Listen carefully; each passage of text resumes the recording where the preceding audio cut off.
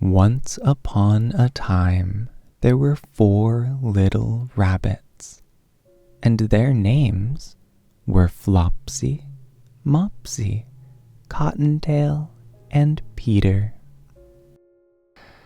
They lived with their mother in a sandbank underneath the root of a very big fir tree. "Now, my dears," said old Miss Rabbit one morning, "you may go into the fields or down the lane, but don't go into Mr. McGregor's garden. Your father had an accident there. He was put in a pie by Miss McGregor. Now run along and don't get into mischief. I am going out." Then old Miss Rabbit took a basket and her umbrella and went through the wood to the baker's. She bought a loaf of brown bread and 5 currant buns. Flopsy, Mopsy, and Cottontail, who were good little bunnies, went down the lane to gather blackberries. But Peter, who was very naughty, ran straight away to Mr. McGregor's garden and squeezed under the gate. First he ate some lettuces and some French beans, and then he ate some radishes, and then, feeling rather sick, he went to look for some parsley. But round the end of a cucumber frame, whom should he meet but Mr. McGregor? Mr. McGregor was on his hands and knees planting out young cabbages, but he jumped up and ran after Peter, waving a rake and calling out, "Stop, thief!" Peter was most dreadfully frightened. He rushed all over the garden, for he had forgotten the way back to the gate. He lost one of his shoes among the cabbages, and the other shoe amongst the potatoes.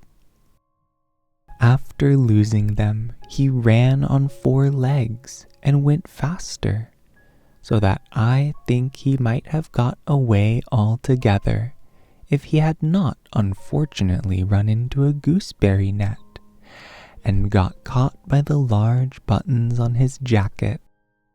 It was a blue jacket with brass buttons, quite new.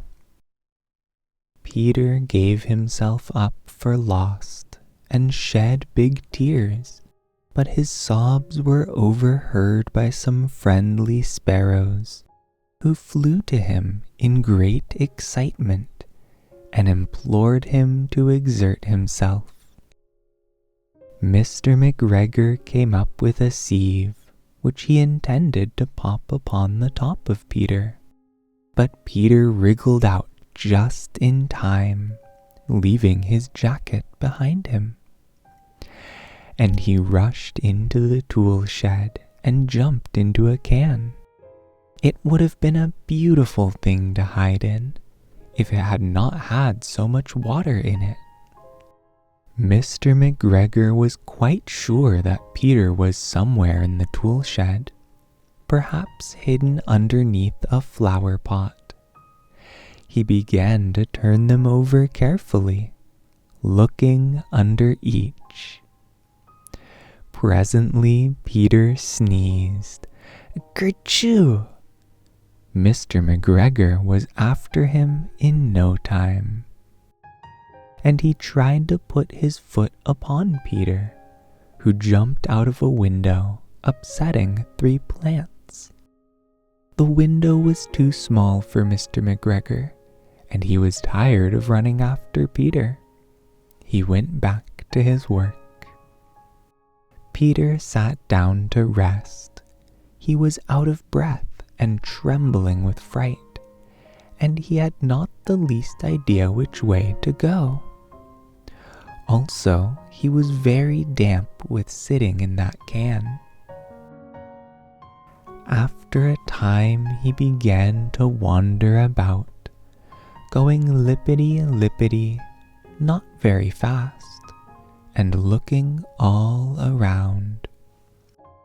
He found a door in a wall, but it was locked, and there was no room for a fat little rabbit to squeeze underneath.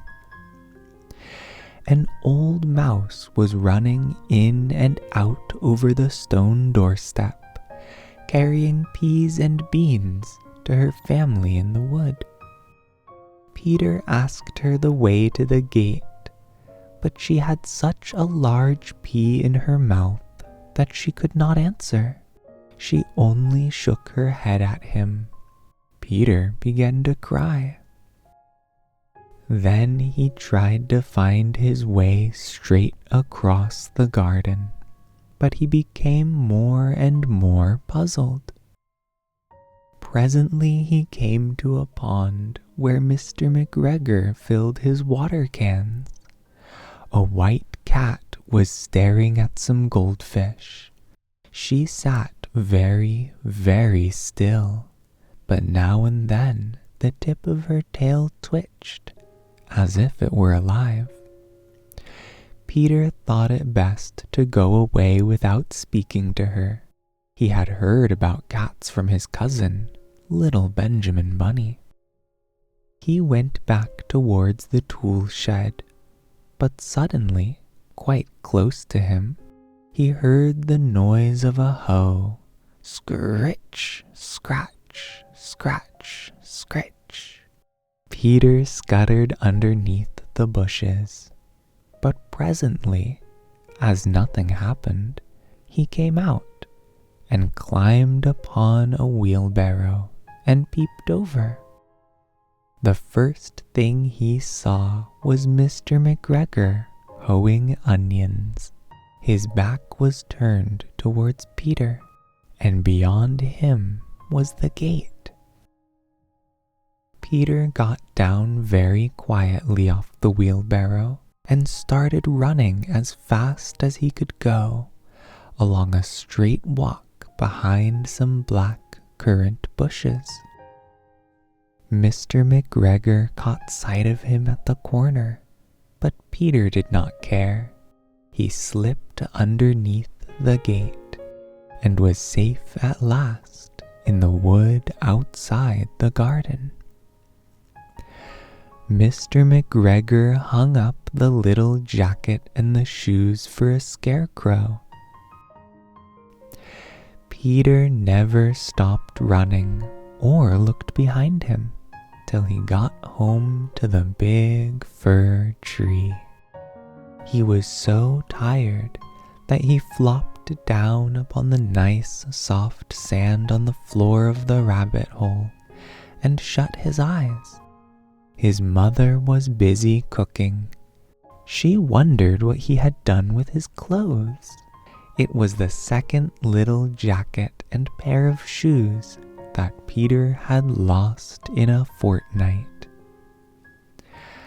I am sorry to say that Peter was not very well during the evening. His mother put him to bed and made some chamomile tea, and she gave a dose of it to Peter. 1 tablespoonful to be taken at bedtime. But Flopsy, Mopsy, and Cottontail had bread and milk and blackberries for supper. The end.